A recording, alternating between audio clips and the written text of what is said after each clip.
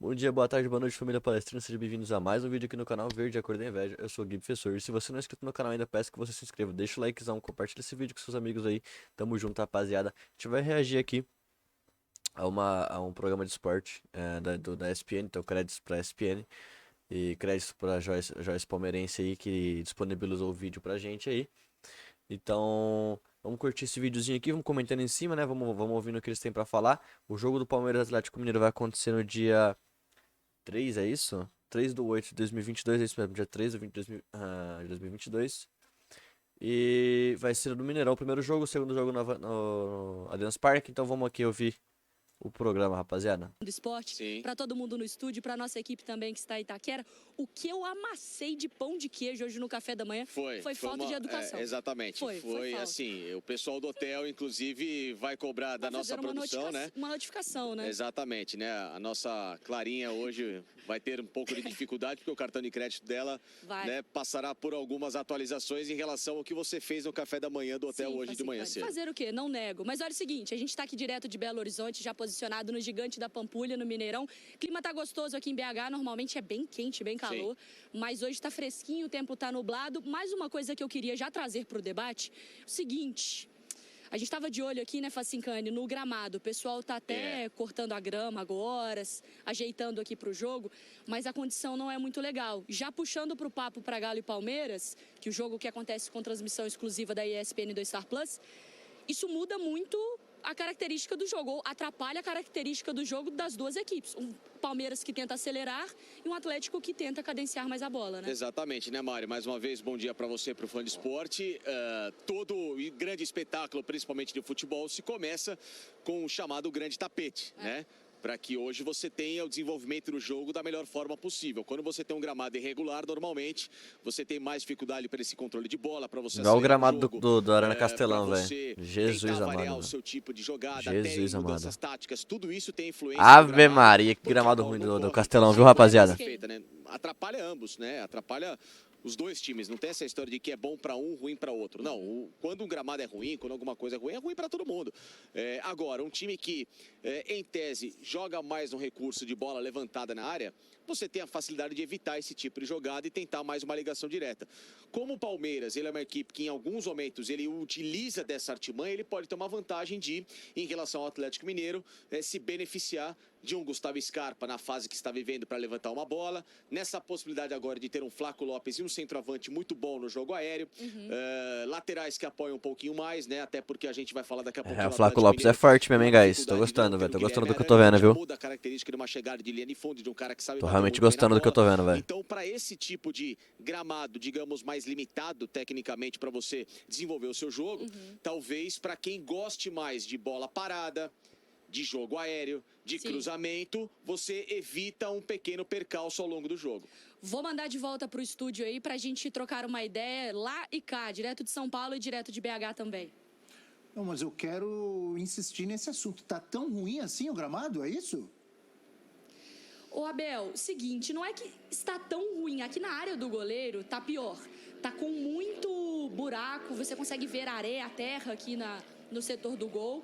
E a gente não consegue ver direito no meio do campo, mas você começa a perceber alguns buracos, né?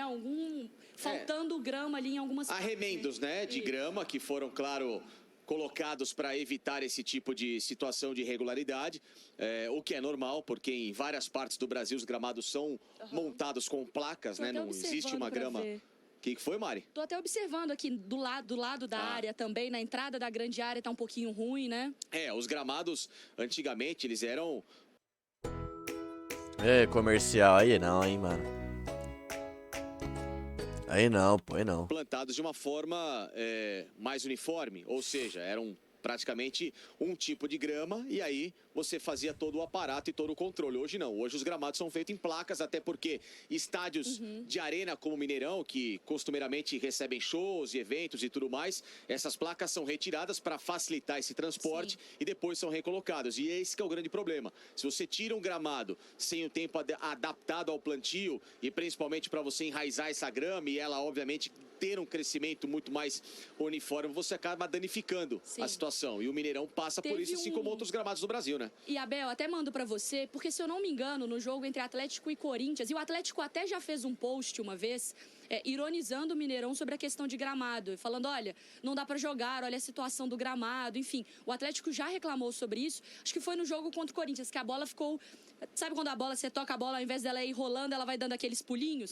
Então esse é um ponto de atenção pra gente ver no jogo. Mandava o Porque isso jogo pode mudar, de alguma certa do estádio da América forma, Mineiro, a estratégia pô. de cada equipe pra partida da Libertadores, Abel.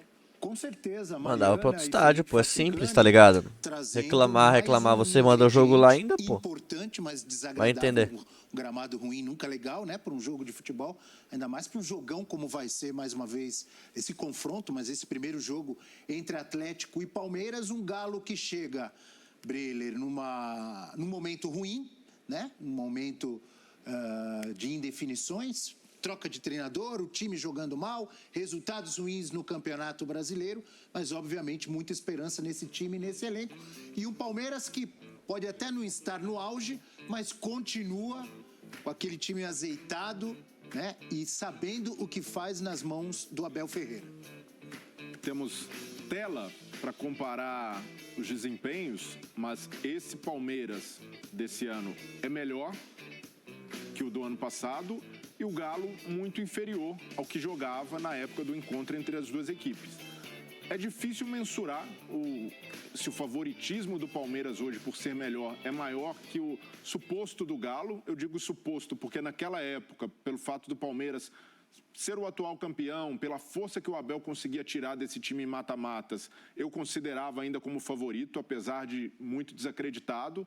Mas eu vejo que o Atlético tem condição de ter uma mobilização parecida com a que o Palmeiras teve no ano passado também, em que o Palmeiras vai tirar forças da sua torcida, que acreditou sim que o Palmeiras poderia passar e chegar ao bicampeonato, e o Atlético que tem um treinador que conhece muito bem o clube e esses jogadores. Agora, a cobrança, a responsabilidade, a obrigação do Atlético para esse jogo é maior. O Atlético depende da Libertadores para salvar a temporada. Palmeiras não. Palmeiras ainda tem o brasileiro, é líder. É claro que para o Palmeiras, até do ponto de vista simbólico, um tricampeonato da Libertadores significa muito. Mas eu vejo que para o Atlético, por essa situação em que está, 10 pontos no Campeonato Brasileiro, com dificuldade de encaixar o time, a Libertadores é o torneio mais viável. E até por isso, por ser prioridade total, o Atlético precisa encontrar essa força para se mobilizar também. E acredito que a torcida vai abraçar, como tem abraçado o Atlético no Mineirão. Não vamos esquecer que o que definiu as coisas para o Palmeiras no ano passado foi um critério que hoje já nem está em voga mais, que é o do gol fora de casa. É muito equilíbrio, né? A gente sabe que o Palmeiras tem um momento, a fotografia de um momento melhor para o Palmeiras. Ainda mais contando com o Rony de volta. Porque aí é o jeito, a volta do jeito do Palmeiras jogar e o jeito que tem dado certo. Mas o Galo tem muito potencial. E é uma pena, a gente é um dos filés mignons da temporada, né? Um encontro desse, de Galo e Atlético. E aí ter essa notícia de um gramado, que se não é um gramado ruim como o do Castelão, um tapete também não é. E é a questão do futebol brasileiro pensar realmente nesses gramados que são os mais exigidos. Não é por acaso que o Castelão sofre, porque ele tem que sediar jogos de Ceará e Fortaleza. Não é à toa que o Mineirão sofre, também, né? Porque ele cedia Atlético e Cruzeiro. Não é à toa que o Maracanã estava fora aí por uns tempos, jogos em Brasília, porque ele é sobrecarregado por Fla e Flu. E Vasco, às vezes. E Vasco, eventualmente, né? Mais pela questão da torcida que segura do gramado. Mas, enfim, são gramados sobrecarregados. Isso não é à toa, isso não é por acaso. Então, é lamentável que um grande confronto desse, os confrontos entre Atlético Mineiro, Palmeiras e Flamengo, até outros provem contrário no campeonato, são os principais confrontos que a gente tem na temporada, né? Então, realmente, é lamentável a gente pensar na possibilidade de que o gramado possa atrapalhar. E, no caso, atrapalha os dois times. Porque são dois times que jogam futebol. Sim. São dois times com jogadores de qualidade. Nesse caso, você nem tem aquele argumento de que o gramado favoreceria o time tecnicamente inferior, porque eu não vejo time tecnicamente inferior entre Palmeiras e Atlético, que é para se lamentar mais ainda, né? Mas o momento é superior do Palmeiras, não é? Tecnicamente não, mas coletivamente o Palmeiras hoje é muito superior ao Atlético. Sim, é um momento. Tecnicamente é a fotografia. também. Até acima do esperado do Palmeiras, né? Se nós mesmos estamos dizendo aqui e concordamos que tem vários jogadores do Galo que não estão jogando, Hulk, Arana, Nacho, Ademir. Então, na minha opinião, tecnicamente o momento do Palmeiras é melhor. Pode mudar tudo a partir Isso é de uma quarta-feira? fotografia. Claro que pode. Concordo. Chegamos Mas como antes favoritos do jogo, não é melhor o momento nessa técnico quarta também? de final, Essa é uma diferentemente da selfie, outra. mas não é suficiente. Daqui a pouco esses caras podem estar jogando. Olha o potencial dessa gente que a gente falou aqui, né? Desses Abel, jogadores. Dá para fazer um cara a cara, né? Diga. E do bem, cara a cara do Mas bem. Abel, assim. deixa eu aproveitar o gancho, porque assim, essa questão também que vocês falaram de um Palmeiras melhor, um Palmeiras, eu acho que quando ele não era favorito, ele já classificou, agora que ele é favorito, coloca uma pressão muito maior em cima do Atlético, e um Palmeiras que sabe, e ou se sabe jogar a competição, né, Facincani? Mas que assim, essa coisa da Libertadores ser o que pode salvar a temporada do Atlético, nós estamos falando disso no dia 1º de agosto, dia 10 de agosto acabou a temporada do Atlético, se for eliminado? Tchau, prepara aí, já pensa no ano que vem, a estreia da Arena MRV, assim, acabou o ano do Galo? Não, né, Mari? Até porque ainda temos 19, ou pelo menos, pro Atlético Mineiro, 15 rodadas de Campeonato Brasileiro, contando a diferença matemática que ele tem hoje pro Palmeiras, para buscar, né, essa liderança. Então, e o Cuca foi contratado justamente para isso, para recuperar a equipe. Então, não se contratasse o Cuca... Mas eu acho que ele foi né? contratado para Libertadores. Claro, assim, é tem óbvio. o dia 1º, o dia 3 ali para resolver. Mari, assim, vamos deixar bem claro uma situação. Por mais que se fale que a temporada é bacana, que o Campeonato Brasileiro é importante, de fato ele é muito, são 38 rodadas, você define o seu planejamento, você roda o seu elenco e tudo tem a base do Campeonato Brasileiro. Mas quem disputa a Libertadores tem de ter a Libertadores como uma prioridade, ponto final. Porque é o chamariz de temporada. Esse barulho, esse barulho é o motorzinho da grama, exatamente. tá? Que eles Estão aparando a grama aqui, professor, Breler, o Caco, Abel, Williams, lá na Arena Corinthians. O pessoal aqui tá tentando resolver a situação. Não, pelo menos não. Estava quando chegamos, né? Mas é obviamente porque o gramado está passando por um tratamento especial. Agora, voltando a esse assunto, a Libertadores, ela é o chamariz de todo mundo. Não adianta colocar na cabeça do torcedor de que, não é legal ganhar o brasileiro. Mas eu acho que bom. o Atlético teve isso na temporada passada. Tira dos 50 anos, tirou isso da frente, agora é Libertadores. Mas, Mari, com uma ressalva. Ficou legal o brasileiro? Óbvio que sim, porque o Atlético não ganhava há muito tempo. Mas... quando perdeu a semifinal para o Palmeiras aqui, a torcida ficou muito triste. Passado, no caso, setembro, quando foram as decisões, né? Contra o Palmeiras. Era a líder do Campeonato Brasileiro, Sim. né?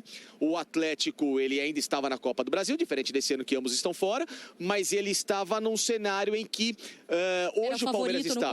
Era o favorito, o Palmeiras hoje está pelo que tem jogado, pelo Campeonato Brasileiro que é líder, pela equipe que, obviamente, também já vem como bicampeã da competição. Mano. Então, 100%. são uma série de fatores que a gente coloca hoje. Que... 100% inverter os papéis de Palmeiras e Atlético, velho. Concordo plenamente. No momento, com a situação de momento do Galo, é óbvio que o Galo tem que... Porém, infelizmente, o Palmeiras não sabe jogar muito bem assim, sendo favorito. Mas vamos ver, né? Vamos torcer. Além do Palmeiras, Vamos assim torcer. O Galo, no momento, é o 7º colocado.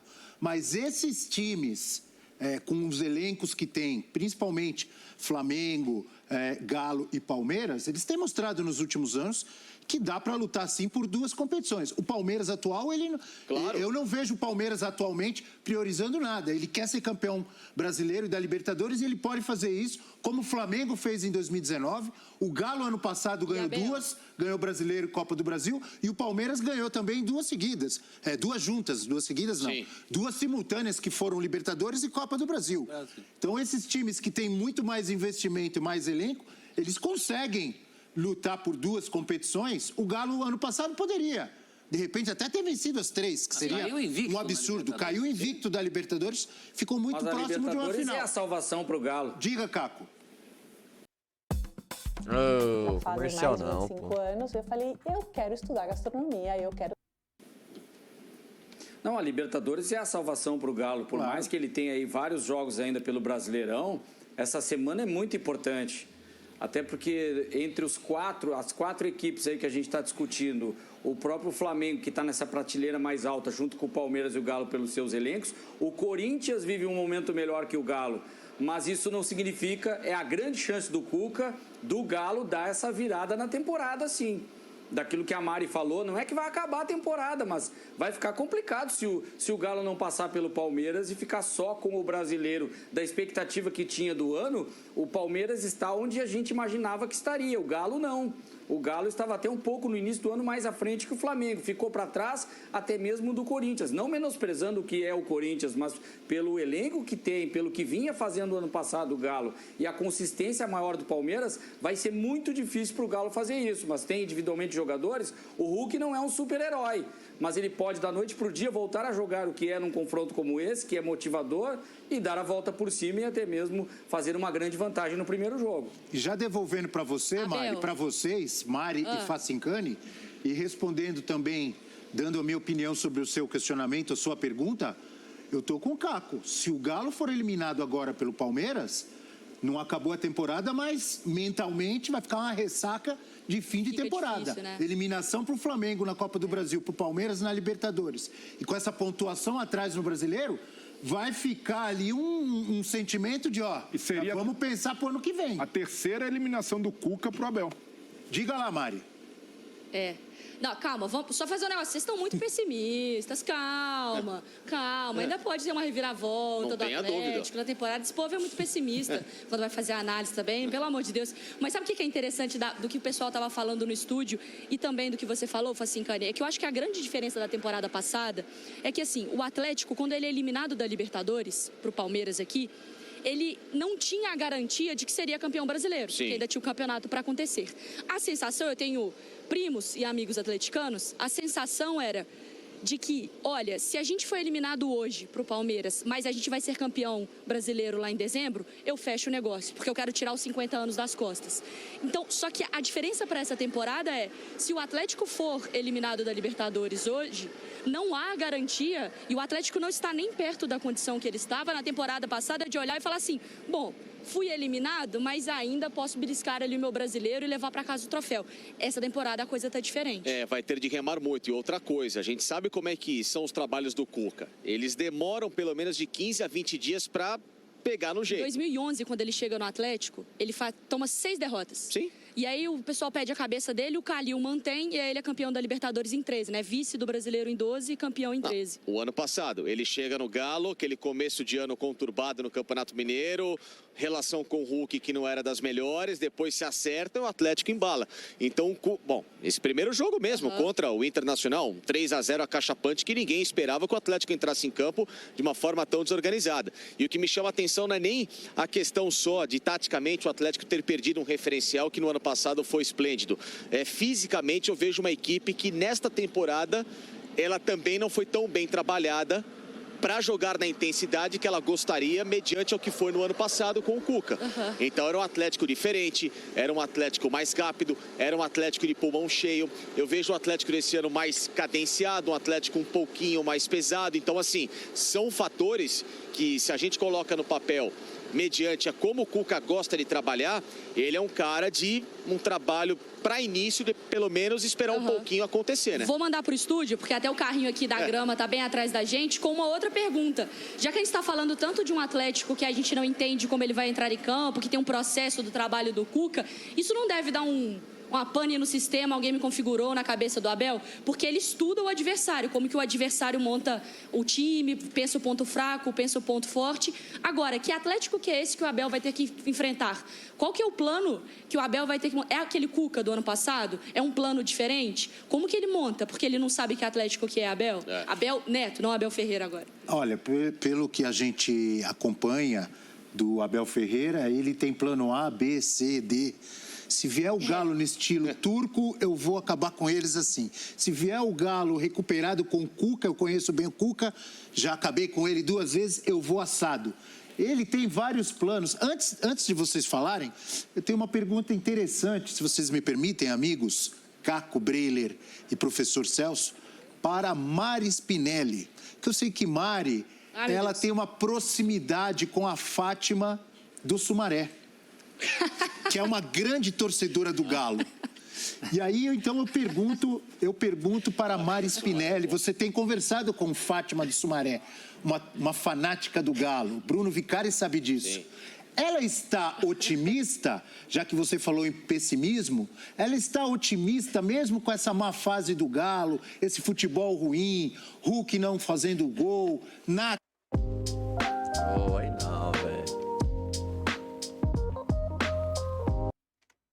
em baixa, Arana, dúvida pro jogo, Cuca tentando resolver. Fátima do Sumaré está otimista, Mari Spinelli? Ô, Abel, hoje eu mandei uma mensagem pra Fatinha, que a gente é íntima. Tinha pra alguns também. Sim. E aí a Fafá me falou o seguinte, Fafá. que ela tá com a expectativa baixa. Mas que isso pode ser bom também. Quando você tá com a expectativa baixa, se perdeu, O que vier é lucro, tá né? dentro do esquema. Se ganhar, não tava esperando. Esse é o clima da Fafá. Ela tá nessa meio baixa ali, Nem lá, nem achando cá. que já deu meio ruim, projetando 2023 já é meio ansiosa. A Fafá Sim, sim. tá tratando isso na terapia, inclusive, meio ansiosa, pensando já no próximo ano. Se rolar nessa temporada, show de bola, não tava esperando, sabe, Abel? É mais ou menos esse o tom da Fafs. Perfeito. Mas no fundo ela acredita. Ela acredita. Tem isso, professor? Ah, tem, não, Sim, tem. sim. Tem que acreditar, senão vai torcer para outro time, gente. O Galo Claro. é time que você tem que acreditar. É e tem isso. potencial para isso. Agora, a Mari estava falando sobre a cabeça do Abel. Eu acho que o Abel tem uma vantagem. Ele tem vários planos, mas o plano A dele é sempre o time dele. E ele varia muito com os jogadores que tem. Eu não acredito que ele variasse escalação em função do Atlético Mineiro. Mas ele varia o que os jogadores em campo fazem. Então, você tem variações como o Piquerez saindo com a bola ou jogando de lateral, eventualmente como zagueiro. Você teve no jogo contra o Ceará uma mudança dentro de campo de posicionamento do Scarpa que decidiu a partida, que mudou a cara da partida. Então, acho que o Abel tem essa vantagem. Independentemente do que o Galo fará, ele tem condições de colocar em prática os seus planos B, C, D, a partir do plano A, que é o time que ele tem. Acho que ele não vai mudar a escalação em função do Atlético Mineiro. Mas deve ter um plano para Abel. enfrentar o Galo com Arana, enfrentar o Galo sem Arana. Mas com os jogadores que ele já vai escalar. Quem chamou Facincani? Eu quero levantar duas bolas para os senhores. A primeira delas, em relação a esse assunto que o prof, sempre muito sagaz, nos colocou para quebrar a cabeça. O Abel hoje, ele tem opções para o setor ofensivo, principalmente o Flaco Lopes, que chegou bem na equipe, né? Fazendo gols, mostrando que é um atacante de potencial, de bom toque de bola, diferente de outros que tentaram passar por ali e não conseguiram. Exceção ao Rony, que é um cara mais brigador, é um cara mais tático, é um cara mais cara de Abel Ferreira. Mas aí, prof, mediante a isso, e ao momento recente do Rafael Veiga, que não tem sido dos melhores, principalmente pós-lesão, apesar de ser um baita jogador. Existe a pulga atrás da orelha de sobrar para Rafael Veiga, ficar um ataque com uma possível volta de Rony, Dudu, Flaco Lopes e Scarpa por dentro? Sacar o Veiga do time? E deixar o Veiga para o segundo tempo e voltando a, quem sabe, pegar a confiança aos poucos? Esta é uma pergunta. A segunda pergunta, que também é importante. Quando falávamos há alguns meses a respeito do Rafael Veiga, ele era um cara, inclusive, e na minha visão, deveria ser com muita justiça, convocado à seleção brasileira pelo momento que ele vive. Infelizmente, o Veiga se machucou, como eu citei agora há pouco, voltou a ser um pouquinho de confiança. E quem entrou nesses últimos meses como esse referencial de meio campo é o Gustavo Scarpa. Principalmente em termos de números do Scarpa, que são melhores que o do Veiga. É muita utopia colocar numa discussão de que o Scarpa tem jogado proporcionalmente foi mais do que o Rafael Veiga nesses últimos meses, e aí um nome dele ser, quem sabe, lembrado por uma última lista de seleção brasileira de 23 seria muito impossível, já que falávamos de Veiga, já que o Danilo foi convocado, e o que o Scarpa tem jogado recentemente também? Felipe Facincani, que assuntos maravilhosos, que perguntas espetaculares. Mas como estouramos o tempo, você falou demais, essas perguntas serão respondidas no Sport Center, por Eugênio Leal, por Mário Marra. Bom, rapaziada, é isso daí. Obrigadão pra quem acompanhou o vídeo até aqui. Tamo junto, coração pra vocês aí. Fica no canal que hoje vai ter vídeo de Flaco Lopes e versus Rony ainda, que a gente vai falar sobre o jogo de Palmeiras e Atlético. Tamo junto, valeu. Deixa o likezão, é nóis, rapaziada. Valeu. Fui.